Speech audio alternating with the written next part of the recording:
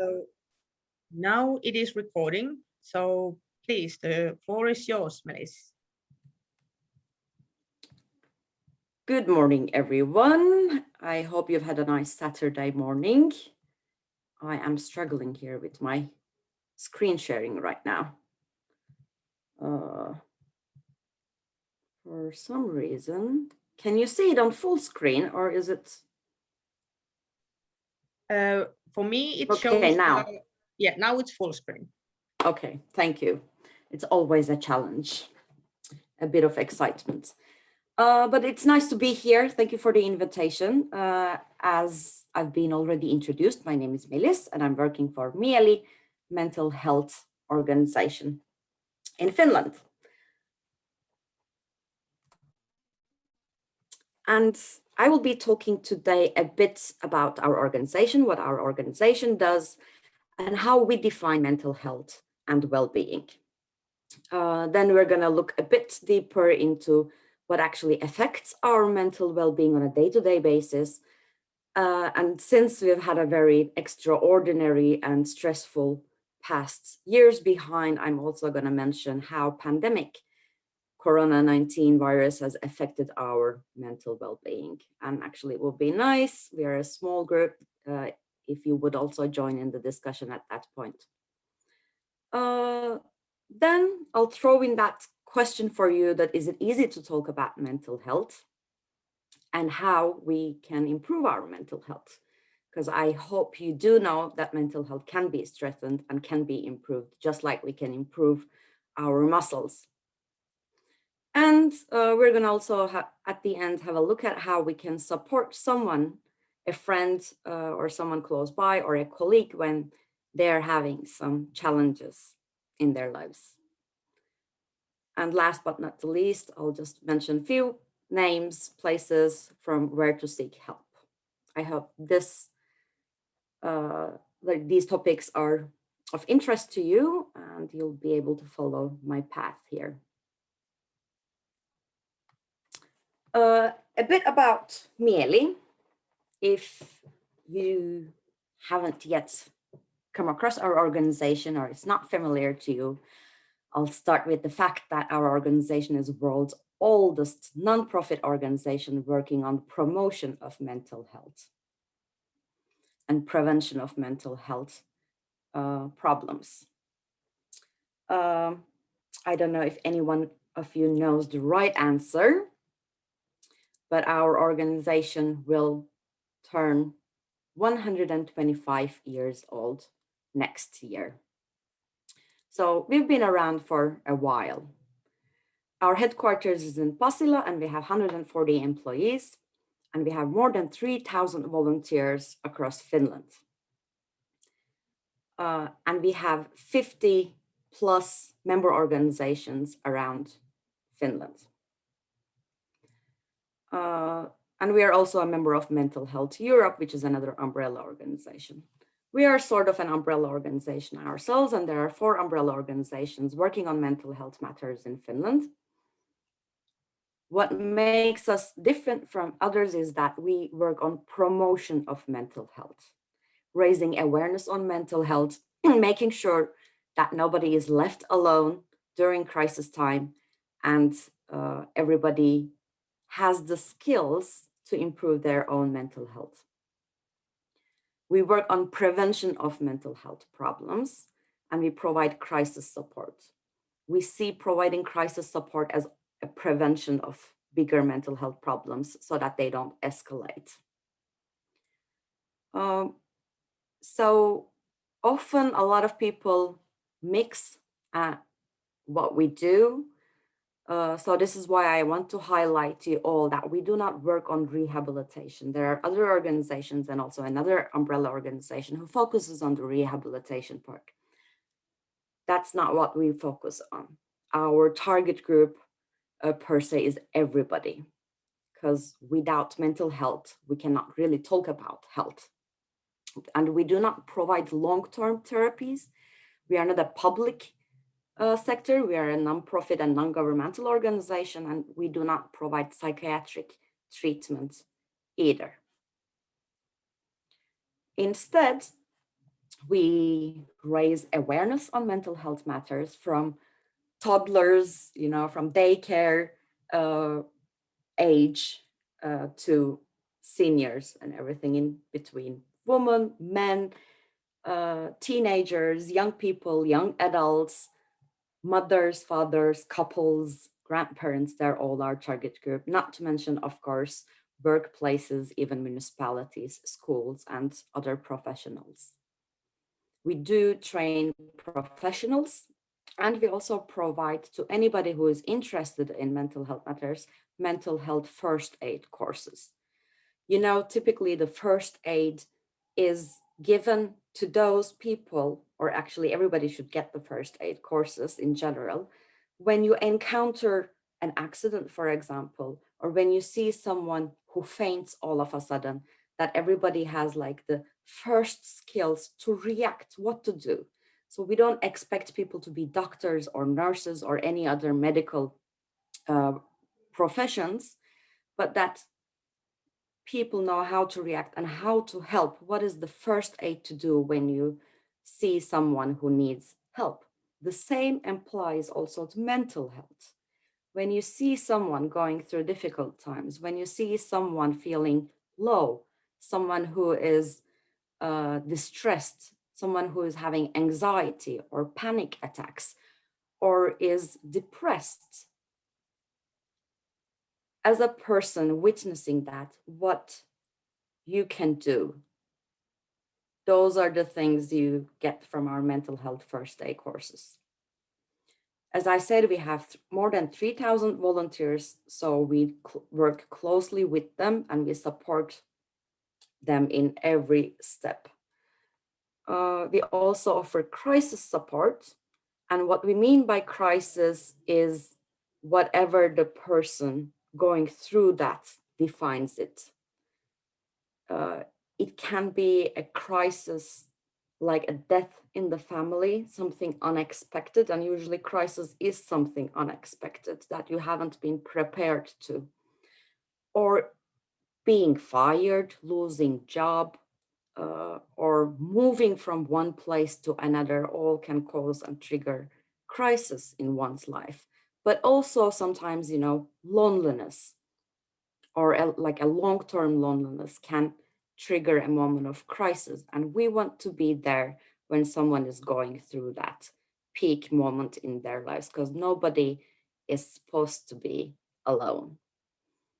So during those crisis times, what Mieli does is offer help, offer a person who listens to you through crisis hotlines, for example, or SOS crisis centers. So anybody can book a time through phone or by mail or by our online calendar time for a professional counseling within SOS crisis center. Those crisis centers provide short-term therapies, not long-term. The idea is that, once again, that nobody is alone during that time. And unfortunately, getting help, a professional help from the public sector can take a long time.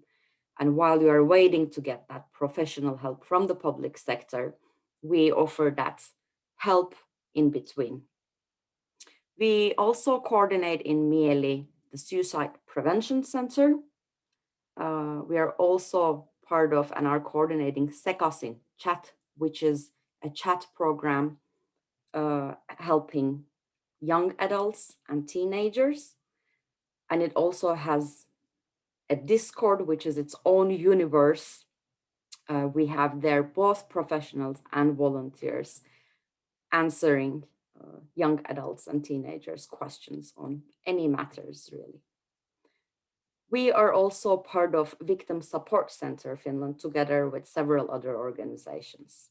But all these exist in Pasila, in our headquarters, like physically. So let's go to mental health, what we actually mean by mental health. People have different understandings of what that term means. World Health Organizations defines mental health as a state of well-being in which every individual realizes their own potential and can cope with the normal stresses of life, can work productively, and is able to make a contribution to their community. If you stop here for a moment and think what this actually means, it means someone who is able to listen, the state of like being able to listen to yourself and acting on it, functioning. Am I feeling good or am I feeling bad and weak? And if I'm feeling weak, to what it affects? Does it affect my motivation? Does it affect my relationship? And that state is very much related to our mental health. We in merely broaden this definition and want to open it so everybody actually understands this fine definition. So mental health is actually about being able to be like optimists, being playful, being able to love and be loved. It's about belief in the future. It's about growth, development, finding meaning in life. And it's about the ability to express emotions verbally or physically or creatively or through music or arts. Expression is very wide phenomenon, but like how you express your emotions, how you feel your emotions, and how you express your emotions.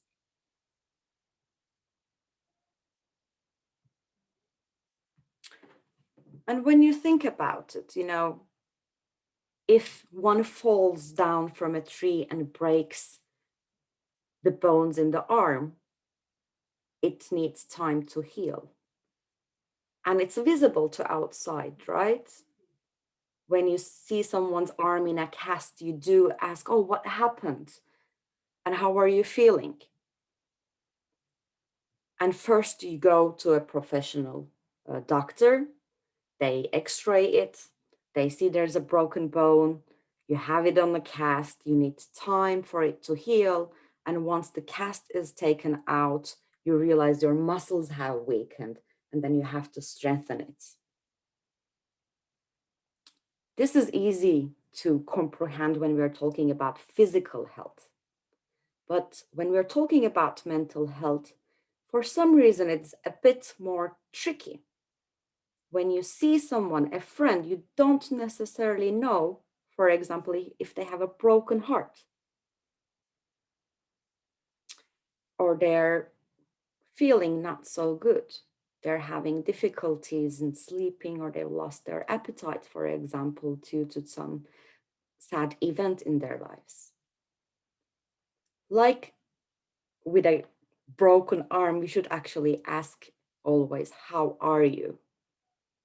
And listen. And if they do have a broken heart, as they say it too needs time to heal. And once it has healed, it too needs to be strengthened again. Like gaining, you know, the strength to your muscles, you also need time to gain back your, you know, mental well-being. And on a day-to-day basis, everything affects our moods. You know, we all have ups and downs. It would be very unnatural if somebody would be stable all the time. It's almost unhealthy. And what affects how we are feeling? It could be anything. A good news we hear from a loved one makes us also feel positive, right? It puts a glimpse in our face, a smile. Or the opposite also is true. When we hear bad news, sad news, something distressful, as human beings, we do react to those. Crises are somewhat of extreme. Could be natural disasters, death in a family, like I mentioned before, or a divorce, loss of job, any experiencing or witnessing violence or abuse, injustice. We have reactions to those. They affect our mood, they affect our productivity, our relationships with others. Loneliness and feeling helpless, of course, affects us. For some, it might be difficult to admit, but we will come to that in a bit later. And then birth, for example, is usually a happy news. Success stories, being healthy or regaining your health, celebrations, social relations, they all affect us in a positive way. And sometimes our mood shifts can be really fast and sometimes slower. In the morning, we might feel energetic and better, and in the evening, we might feel, a bit more tired and perhaps even intolerant. These all are about our mental health. So everybody has mental health. Please do not forget that. And negative things, bad things that we hear, we experience, also affect our physical health. This is why I said we cannot talk about health without mental health. And we all are different. When I am stressed, I feel it in my stomach. And it affects my appetite, for example. Some people have migraines or they get headaches. Some people might have muscle aches. The neck, can carry all the stress. Our shoulders might get tense. Some people breathe heavily when they're distressed. Some are tired and they just want to sleep. Have a moment and think, how does your body react?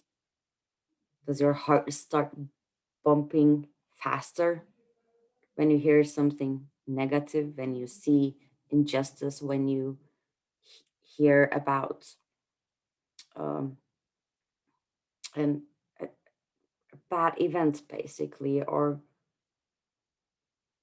there's something that you want to achieve and you can't and it stresses you out?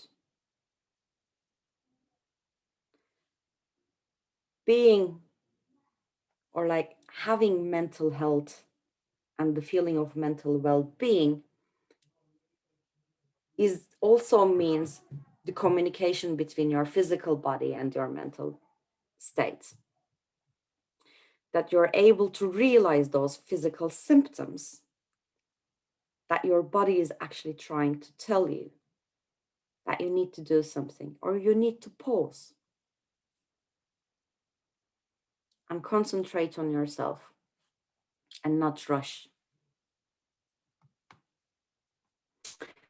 So we all know the past years, it's been very exceptional. In 2020, January, we didn't know what was to come. The whole corona news, breaking news, was a shock. It was a big crisis for all of us, everywhere in the world. Nobody was really prepared to being in a lockdown. We didn't even necessarily know what lockdown means. And we didn't know how long it's gonna last. At the beginning, when it was literally a shutdown for a few months, We were staying at home, not going to work, with our kids, with our spouses, or alone. There was continuous death news, corona news coming from everywhere, from social media, from newspapers, from news, from the radio. And it was quite surreal, wasn't it? One way or the other, human beings, we are always very adaptable. That makes human also. We did adapt, but we didn't know how long it is going to last. And then there were times when the restrictions were lighter, and we thought soon this is going to finish, soon we are going to go back to normal, but then we didn't. We couldn't plan in advance. Those of us who have families abroad, we were even more worried of the situation over there. And we didn't know when next time we will be able to see each other and actually meet. A lot of people lost their jobs or were in halt. And a lot of people did not actually receive the proper factual information. So there was also a lot of misinformation going around. All these naturally affected our mental health. And one of the good things about the corona pandemic, I say, is that we all became aware of our mental health. We started talking about mental health. And we realized it is very important to take care of our mental health. And to add on to that, we also all realize that we can improve our mental health by our daily routines, by paying attention to small things, small but important things, like what we eat, how we sleep, with whom we talk, what we watch, what we listen, how often we go out to fresh air, to nature, and how nature actually is healing. We made a survey last year to migrants living in Finland at the beginning of the pandemic and asked, how are you doing and how pandemic has affected your well-being? Especially, I mean, of course, needless to say, it has affected all of us, regardless of our backgrounds. But for migrants, there were some additional worrying points, like the family members who lived somewhere else, like the news coming from our home countries or where our families reside. And also financial burden, not being able to support also loved ones financially elsewhere.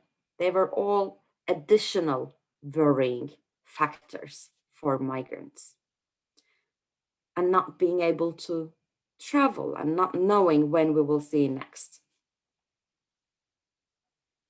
And we did ask in our survey, what would ease your being and whether you would want to be part of a discussion group or a peer support group. Would you want a safe space online under the circumstances, but a place where you would be able to talk and share your thoughts and emotions and what you're going through? To our surprise, many people answered yes. Because the feeling of not being alone and this whole pandemic affecting all of us actually was very important. And within our project, which was called MIOS, we were able to provide those safe spaces and activities. which were very successful. But that was one way for some people to cope with that stress that pandemic created. Up until now, what I have actually wanted to highlight is the importance of, our state of being and mood and the ability to listen to ourselves. In these hectic times, and also when you're working or volunteering or seeking for a job, hectic also in the sense that maybe your personal life is not hectic or doesn't feel hectic, but what's going around in the world is. It is challenging for many of us to stop during the day, have 5 minutes when you just sit or walk or listen to music, whatever it is that you choose, but you do it for yourself and not for anybody else. And focus on your own being at that moment and asking yourself the question, how am I? It's easy to ask it to someone sometimes, like, how are you? How are you doing? You look tired. Is everything okay? But do you ask these questions to yourself? How am I? Everybody deep down knows how they're, but can you admit it to yourself? And what do you do next? Do you listen to yourself? The most annoying thing is when you are walking around, you come across a friend, and then the friend asks you kind of in a small talk, oh, what's up? How are you doing? And then they don't listen to the answer and go. You know very well how annoying is that, right? You are unheard. You're like, well, why did you ask them if you don't care how I am really doing? But how are you treating yourself? When you ask yourself the question, how am I? Do you listen to yourself?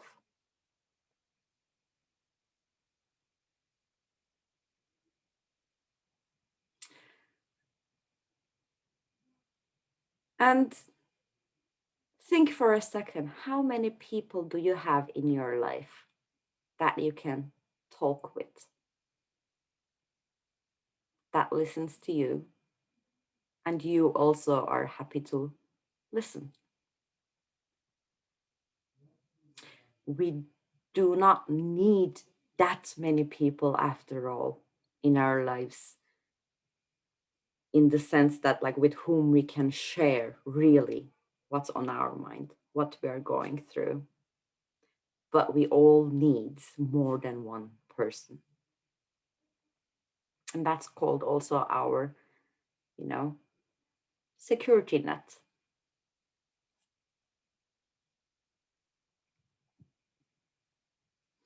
And when you ask this question to yourself and have that 5 minute at least during the day to stop and listen to yourself, also ask yourself, what makes me feel better? We all are different. Some people like to go jogging or do sports, exercise, dance. Some people like cooking or eating, treating themselves with maybe a little piece of chocolate. Some people are more social and like to talk with a friend, chat, laugh. Laughing is something that also physically makes us feel better. Or reading, working, or volunteering, doing something good for someone else, playing, spending time with your family, or daydreaming. What makes you feel better? And again, you've asked this question to yourself and listen the answer. And then a follow-up question. When can I do that thing that makes me feel better? and find that time to do it. It doesn't have to be always a long time, but a small time for yourself to make yourself feel better. Calm down. Have a pause from all this hectic things that are going around us. This is as good as, again, I'll give you the muscle example. If you do not, work on your muscles, it is not going to get stronger. And if you do not pause, think, and listen to yourself,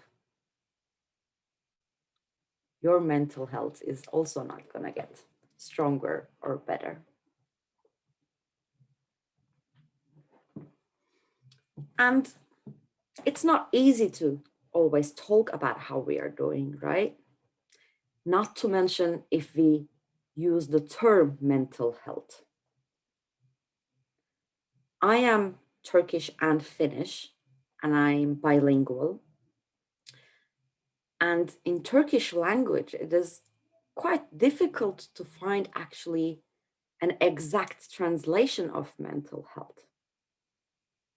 And language is the mirror of our cultures, right? And language is the most important tool, verbal tool to express ourselves. And if we don't have also a rich vocabulary expressing our emotions, mental states of minds, it does also give certain restrictions to our expression. Of course, there are other ways of expressing ourselves as well, but the verbal tool, when it is limited, it does put also certain limits into our thinking, maybe. So it does come some in a lot of the times with certain taboos, even when you mention mental health. A lot of people think of, it's probably about mental sickness.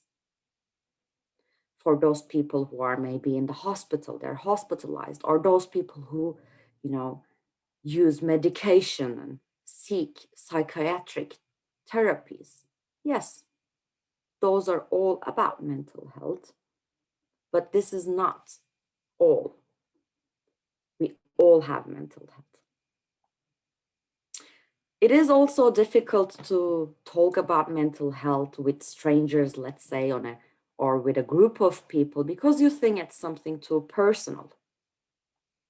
That, why I need to share. And of course, nobody needs to share everything with everyone, let alone where they do not feel safe.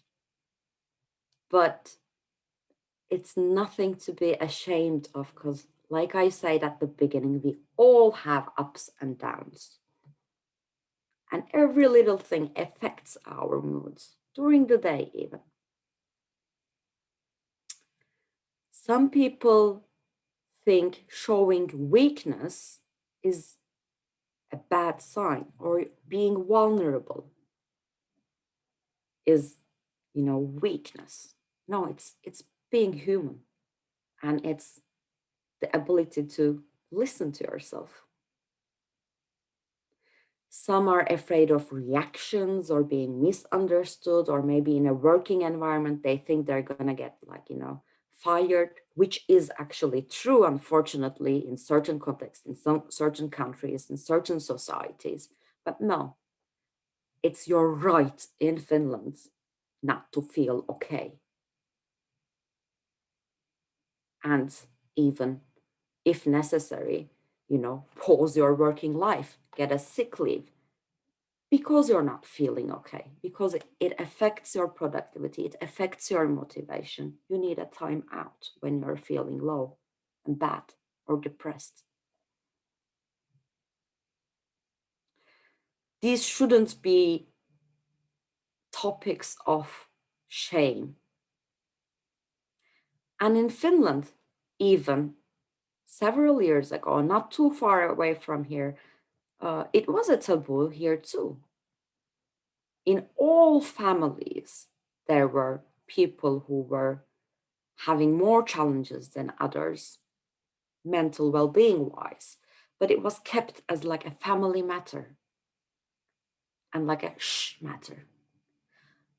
Luckily, people have come to understand the,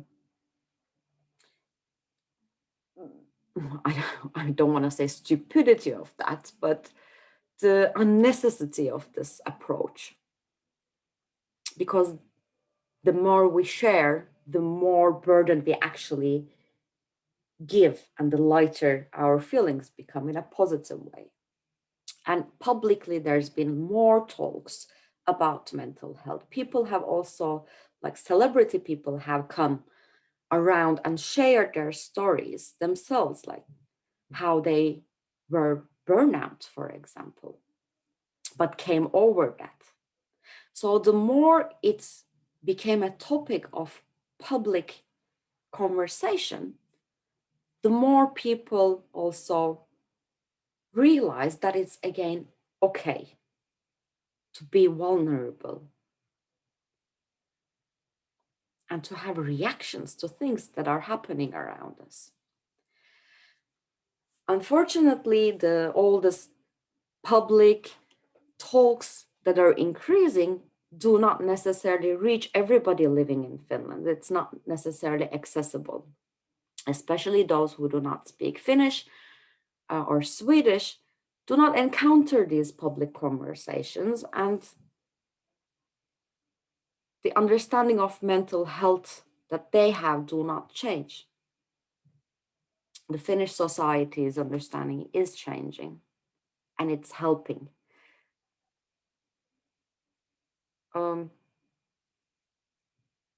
And yeah, anyways, my thoughts were just jumping from one point to another for a second there. What we need to understand is, again, like there's no health without mental health. We are one, especially for people who move to Finland. It is very important to understand that we cannot even start talking about integration, for example, without mental health.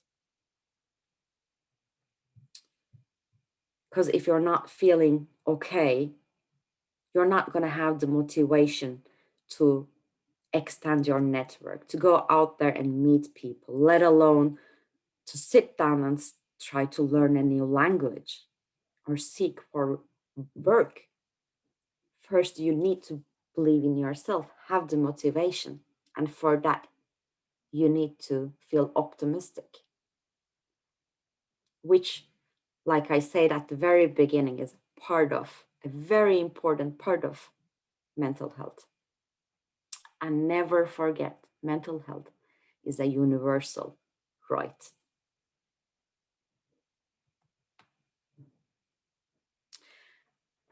And when I said why it is difficult to talk about such matters is also we have certain understandings, and we think, okay, if I admit myself to having some mental health, challenges, that am I sick?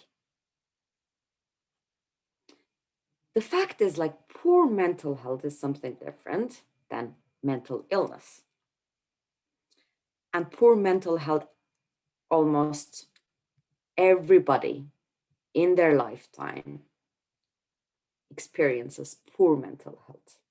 And when I say poor mental health, I say like those points when it starts affecting our, daily routines, like our sleeping. Some people can't sleep, have insomnia, while some others might be sleeping too much.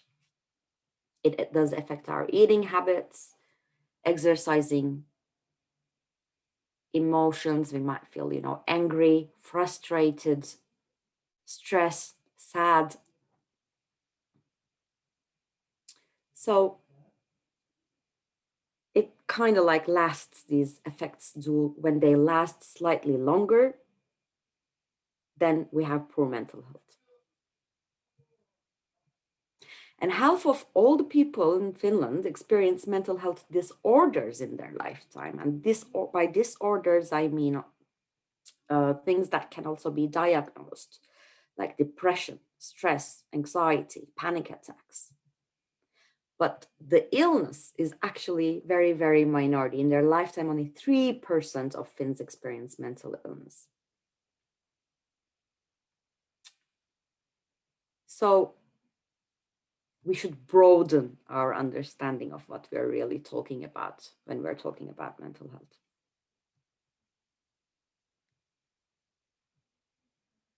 Here, I already mentioned some of the disorders that can also, burnout is one. And burnout is not only something that one experiences due to too much work, it's too much responsibility. A stay-home mother can have burnout.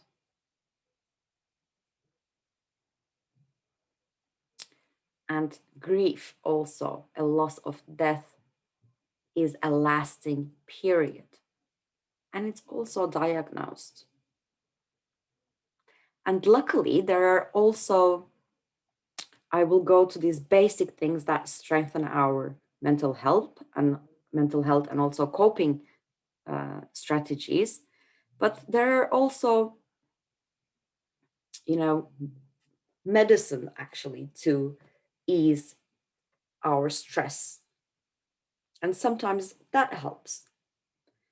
Because as I said, our physical health and our mental health are very much in relation to each other.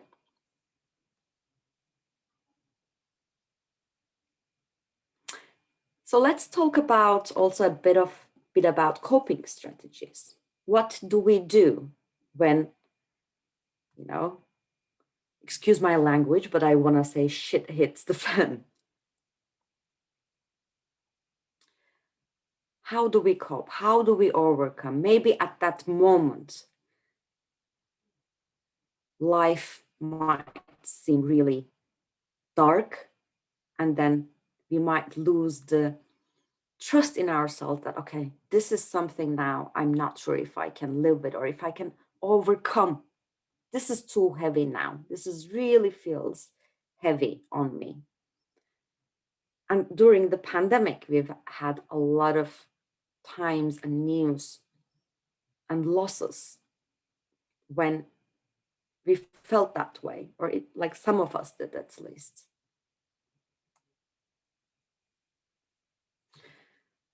Coping skills, it's a set of skills. And we don't have to possess all of these, what you see in the screen right now. We are all different. But these are all skills that do help ways of coping. Some have more physiological coping skills, where they focus on the physical health. And some have the spiritual skills, and it's something more important in their own personal life or cultural.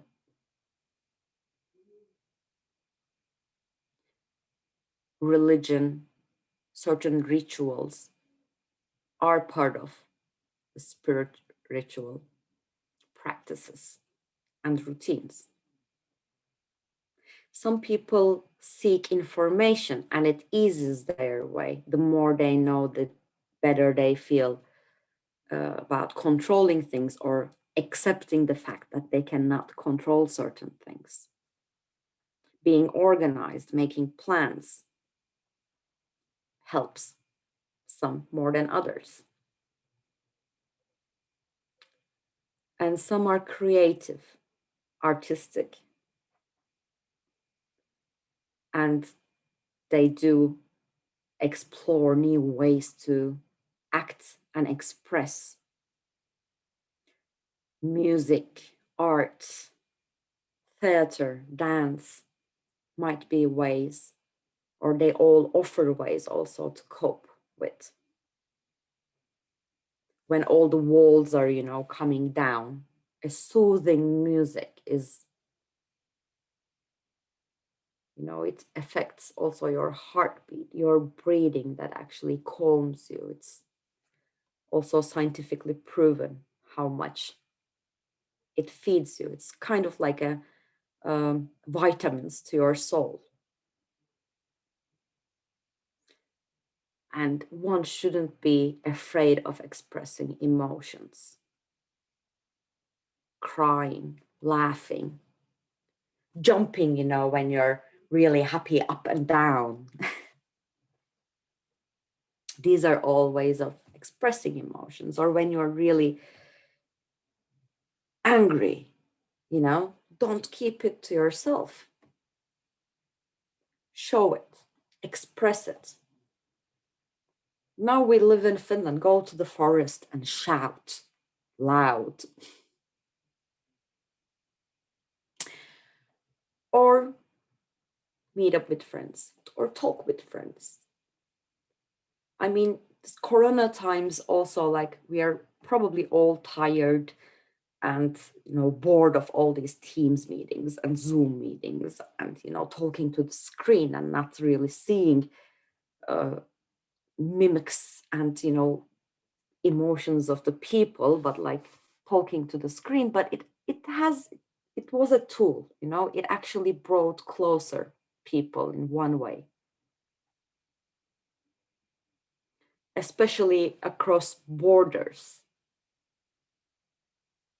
It has like brought us closer and lowered the threshold to reach out to people.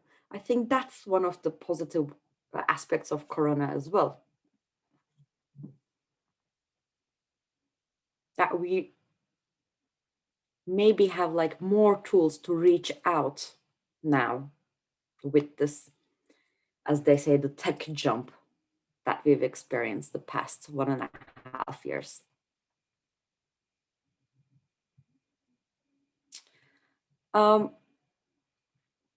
And these, maybe you've seen this hand of mental well-being poster somewhere. I hope you have. I have it on my fridge. I have a lot of friends who have it on their fridge to remind them like the basic things. It sounds cliche, but it works, and it's actually easier said than done. But the hand of mental well-being are the basic things, the first things to start improving our mental health. Pay attention to how much you sleep and rest. Keep a journal if that helps you. And it usually does, but not everybody is a journal person. What you eat, how often you eat, and how diverse you eat.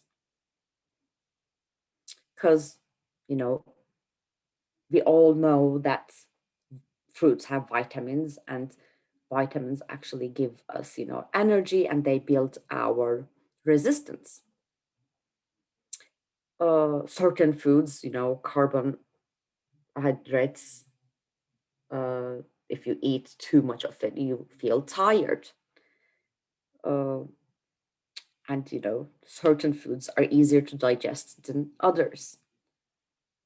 And as our physical body is reacting to what we put in ourselves, they affect our moods as well. So a healthy nutrition not only helps our, physical health, but also our mental health. And I always say it's like a table, when you put it in front of yourself, should be colorful. It should please my eye first and then my appetite. But that is also true, because when you have more colors on your plate, it not only looks good, in my opinion, but it also has different nutritious elements there. So next time you have a nice meal, look on your plate and think, okay, how many colors do I have there? Pay attention to your personal relationships and exercising and shared activities, whatever it might be for you. Those are all supporting our being, our moods. And when I asked you to have at least 5 minutes during the day, think about also these points, the hand of mental well-being. Maybe before you go to sleep, you can also ask yourself, how did I do today? I ate junk food and not so healthy, but I spent more time myself. I had more me time. So it balances. I talked with my friends and I had a good feeling about that. And now it's not late. I'm going to bed and I'm going to have a good rest. You know, not every day you're going to, and you don't have to put checks to all of this. Don't think it as a checklist. It may be putting too much pressure on you as well. But think about it. And, you know, pat yourself on the shoulder when you have done a few checks and had your me time at least. We do actually have a tool for this that might help, which is called Oma Mieli. And there's a web page. I will share the links with you later. But this omamieli.fi page also provides small tips and small challenges that you can take on a daily basis. Because with small changes, you can actually make big influences. So few more reminders of, you know, how to cope. Well, acknowledging that point is the first place to start, actually. Acknowledging that, okay, now it's difficult. So listening to yourself. And listening to yourself again, where in your body you feel stress or where in your body you feel it. What is your body trying to tell you? And then go through the coping skills, for example, I mentioned, and what kind of a person are you? Which is your way? Because not everybody is, you know, a physical person, for example. But what is your way? What makes you feel good? What helps you? And remember to be kind to yourself. Know your boundaries. And balance is the most important thing, in my opinion. You can do one thing a lot, but like you might be a person who prefers to go out jogging, for example. But if you're doing that all the time, obviously it's not going to be, you know, healthy either. So keep a balance, and in your daily routine as well. Routines do help in general. I'm sure we have all experienced during the lockdown period how we schedule our day. And when there are certain routines, we know what next to come and we are prepared. So it's a more comfortable and safe zone. Remember to eat, sleep. These are easy things, right? But it's not as easy to do actually when we are in a crisis, for example. Basic things, remind yourself. And be curious. Being curious is also a sign of mental well-being. And ask for help. Reach out. Don't stay alone. Nobody is supposed to cope alone with overwhelming feelings.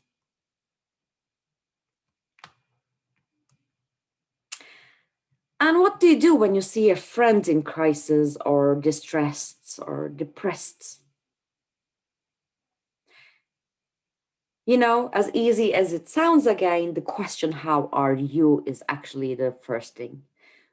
In Mieli, we coordinate the crisis hotline. And a lot of people call because they don't have at that moment someone to talk to, or they want someone to listen to them. And that's one thing our crisis hotlines also offers. There is someone when you call, someone who listens to you, and someone who asks you, how are you? And this is something we all can do, to ask our family members, to our friends, and even to strangers, to colleagues, how are you? And then listen.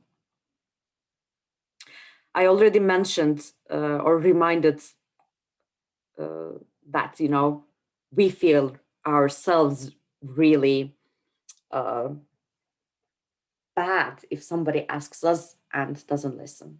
So we should not be doing the same mistake to others. And when listening without judgment and without prejudice and assumptions is very important at that moment for that person. That is not the time when somebody is feeling low, stressed, depressed. The least thing they want to hear is to be judged. They are already feeling not so good at that moment, and you are offering a hand, an ear. We are all human beings, and we might have prejudice or associate certain things with other things, but that time is the time to not listen to yourself, but listen to the other person and be present there. And also following up is as important. Maybe a week after, few days after, depending on your relationship, of course, reach out and ask, how are you doing now? Last time we talked, you weren't sounding so good. You said you can't sleep, or you said you're not motivated at all. Has it changed? How are you feeling now? Did it help to talk? Did you talk with someone else? And ask if they have sought professional help, because that is not a sign of weakness. That is why there are those professions. And if they haven't, you can help to find the professional help. Okay, let's see to whom you can talk to. If it's, someone going to school, is it your school coordinator? Is it the nurse? Or if they're working, do they have the, work, like through the work health? Or is it they are someone, a colleague that they can talk to? Or is it the social service, provider? Or the closest public health center?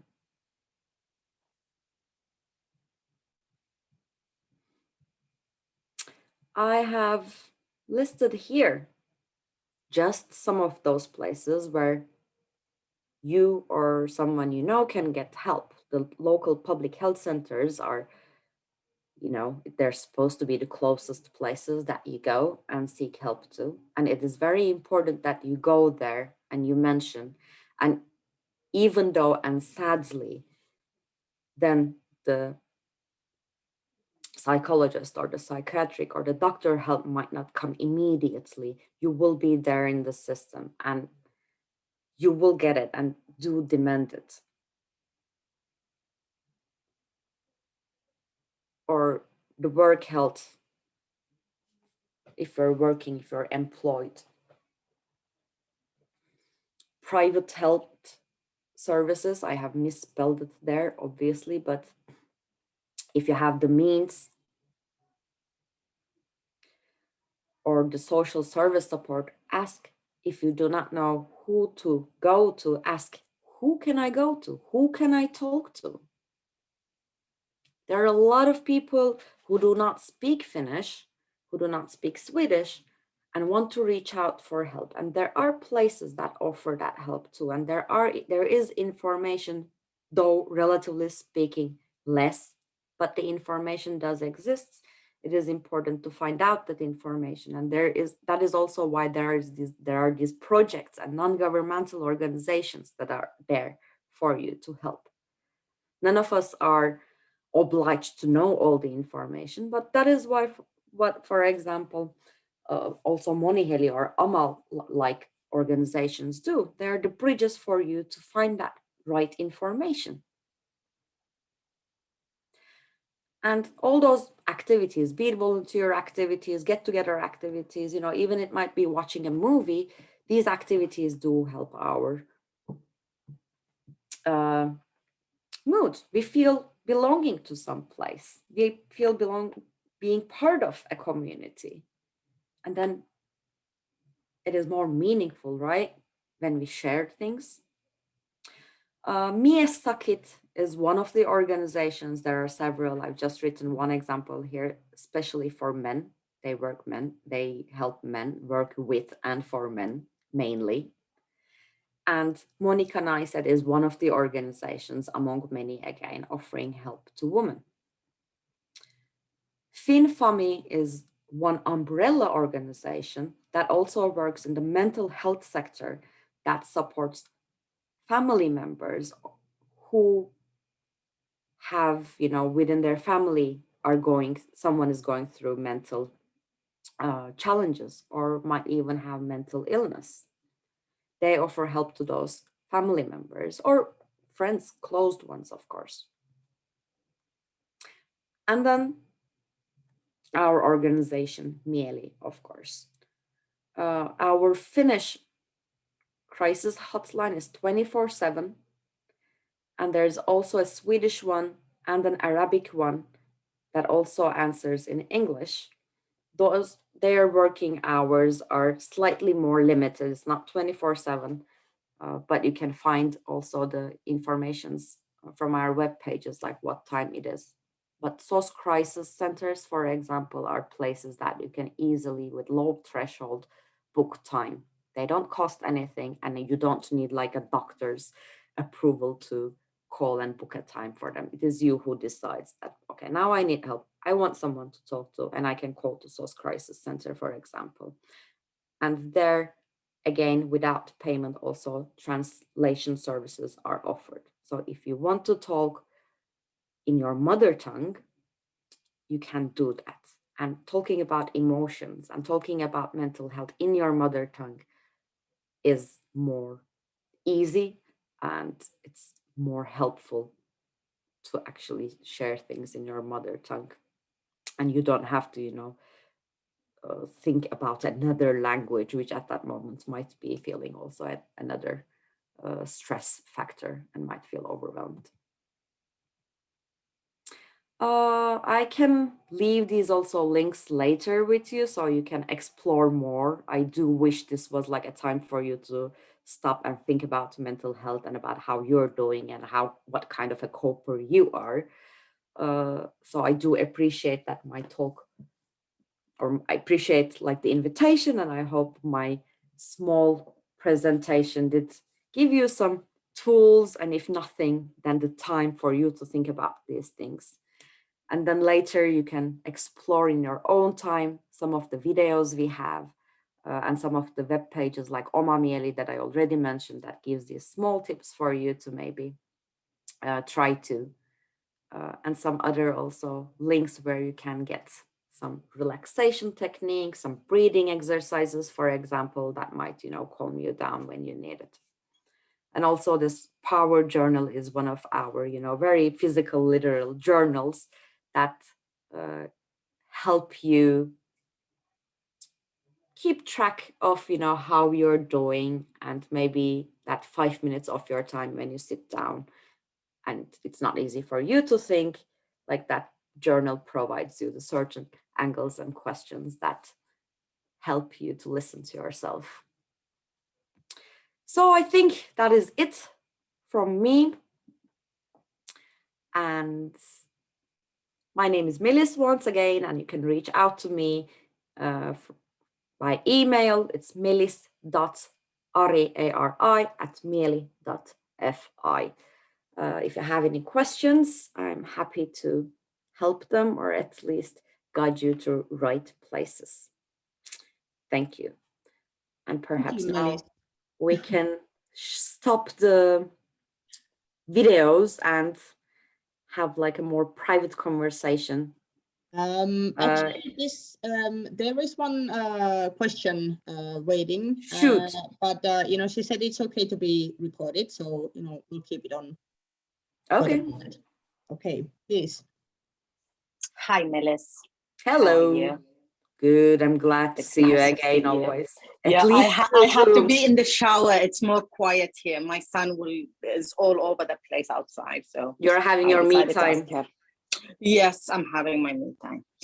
A question came up, and the question goes like, men, or maybe we would say the rainbow family members, found it very uncomfortable and insecure to have peer support meetings online. They don't know who's behind the screen. So how would you advise, or those people, the people who are feeling insecure about online peer supports? The thing is, you can never give 100%, you can't give them assurance that nobody else will be listening from behind the screens. You will see only the person in front of the screen. So how can one advise them to be to attend such meetings, because they know it and we know it that they really need it, but they feel so uncomfortable? How do we help them through that? Well, I'll answer your question to the best of my capabilities, of course, from two different angles. First one is actually, to our surprise, when we did that survey at the beginning of pandemic, there were more males who felt comfortable attending peer support groups than women. And that was to our surprise, because we also, in general, how it is in Finland, in the non-profit sector, in the organization sector, is that women are more active. And there are more events maybe targeted specifically to women, and women are more volunteering in our sector. So it's men are less attentive. And it was to our surprise that more men were willing to attend online peer support groups than women. And we thought about it, why that might be the case. We had a conversation with few men. And one of our answers that possibly is true or holds is that going to a strange place physically, where there will be people that you don't know, is a threshold as well. It's not a low threshold. It's, it's for some people something exciting or stressful, that where is this place I'll go, and then who are the people physically I'm going to be with. And then the thing is, once you go physically to a place, it's kind of binding. You cannot just go there and then in the middle like get up and just leave. At least you don't know if you can do that. But online, at least you attend from your home, and you're alone. For some men and for some people, it is more comfortable actually to be attending from a place where you feel comfortable, and then you have the chance to exit with one push if you don't like what's happening there. So that gave somewhat of flexibility some people. We are all different, so that actually does fit some people more than others.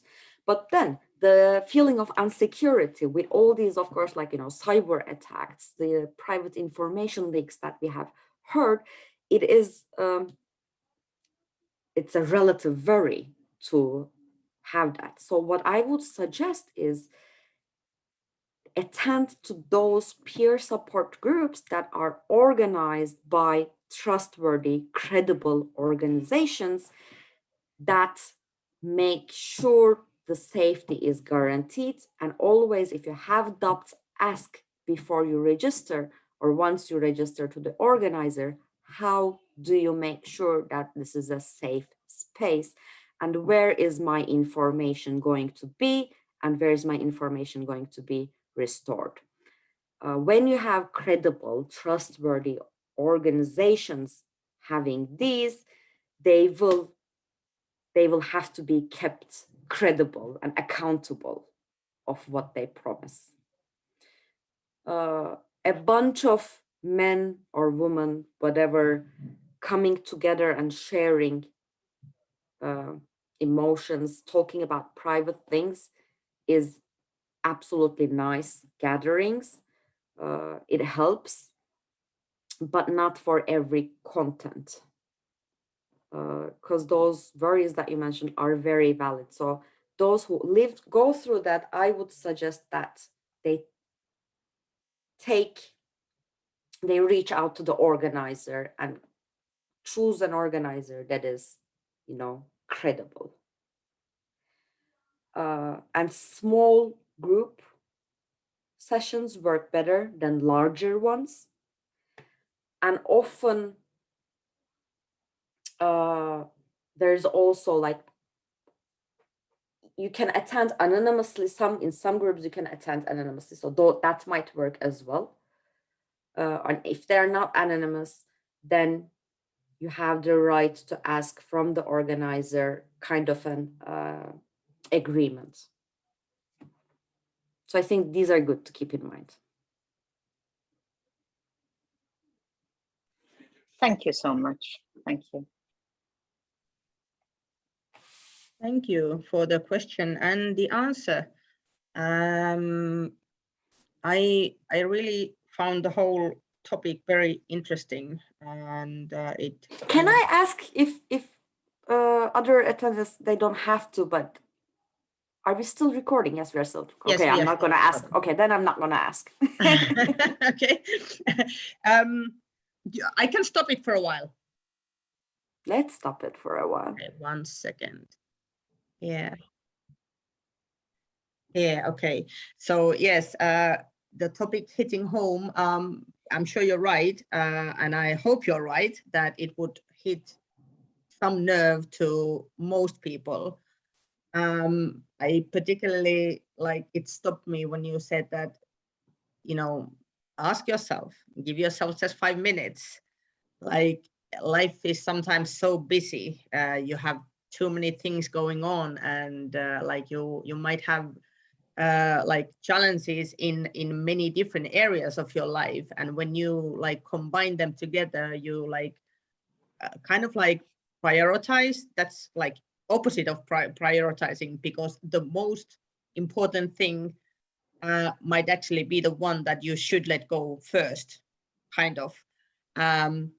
So yeah, juggling, I guess it's part of life for many, but yes, it's very important to stop and ask. And I often listen. And listen, yes, true.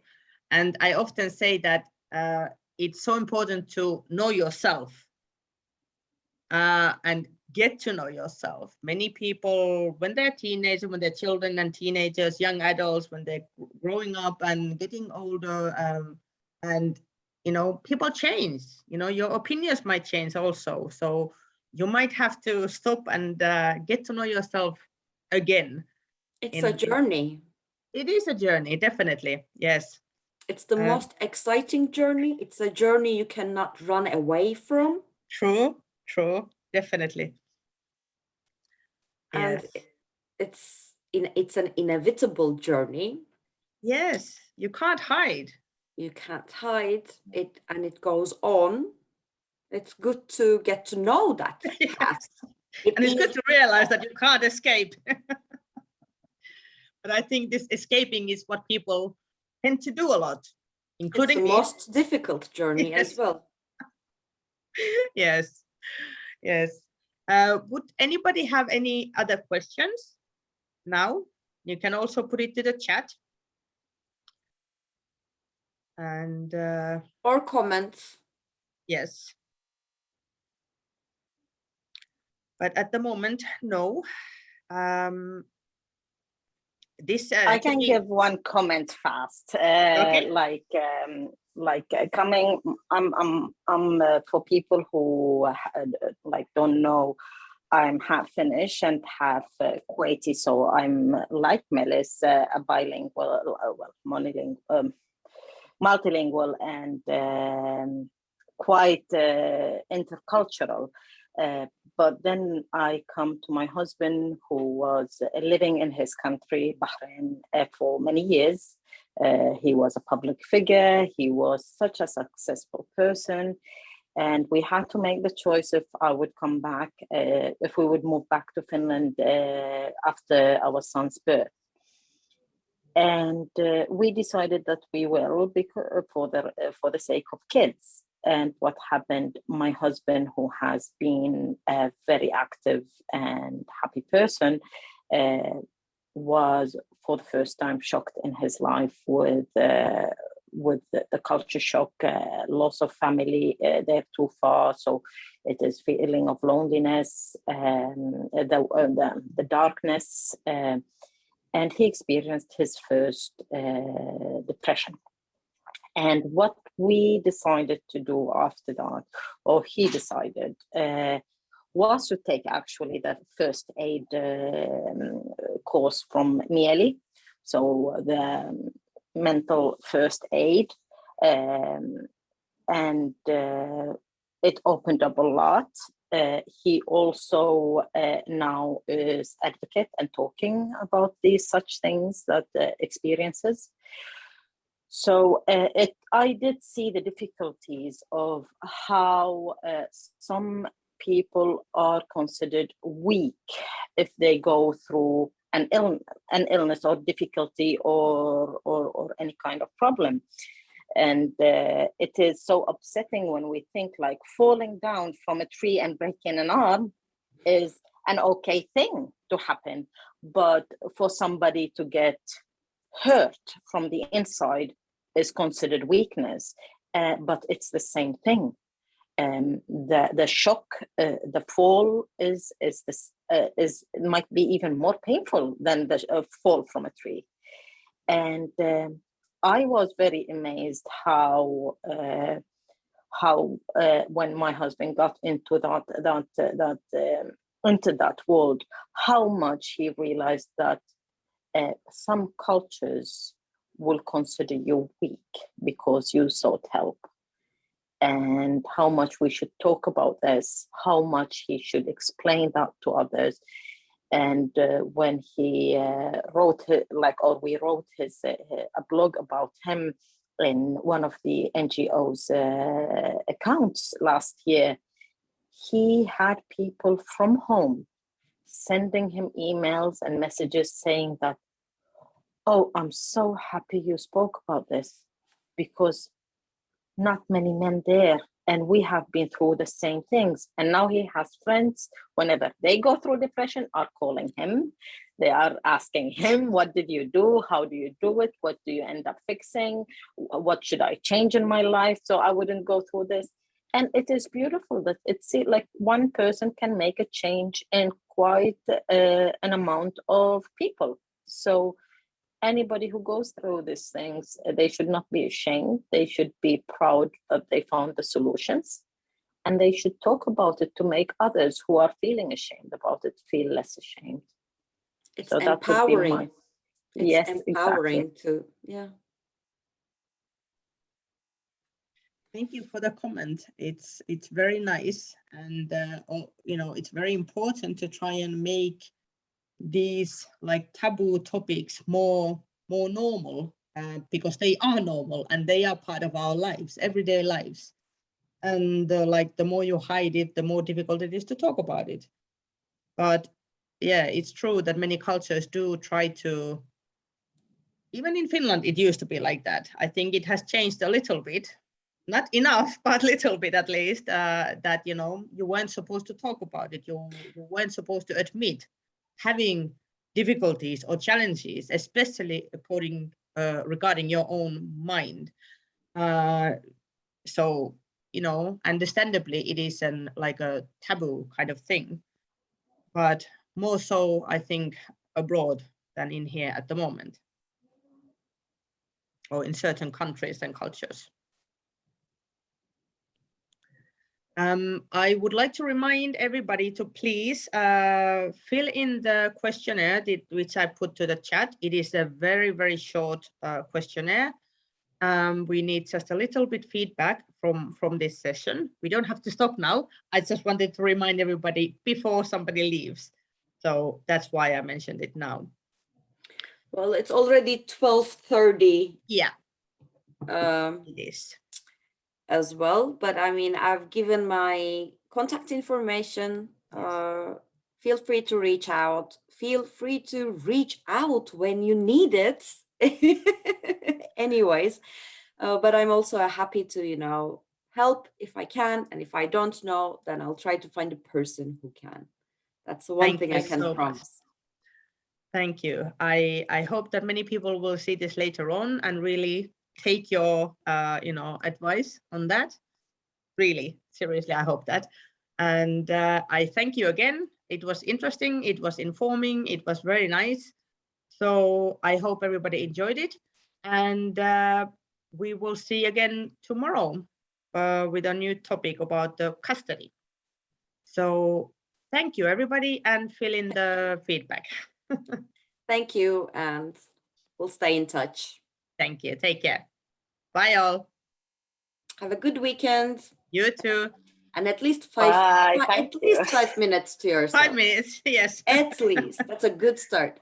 Yes. Thank you so much, Melissa, and thank you so much, Annika. This was really, really good. Thank you. It was great. Thank you. Bye. Bye.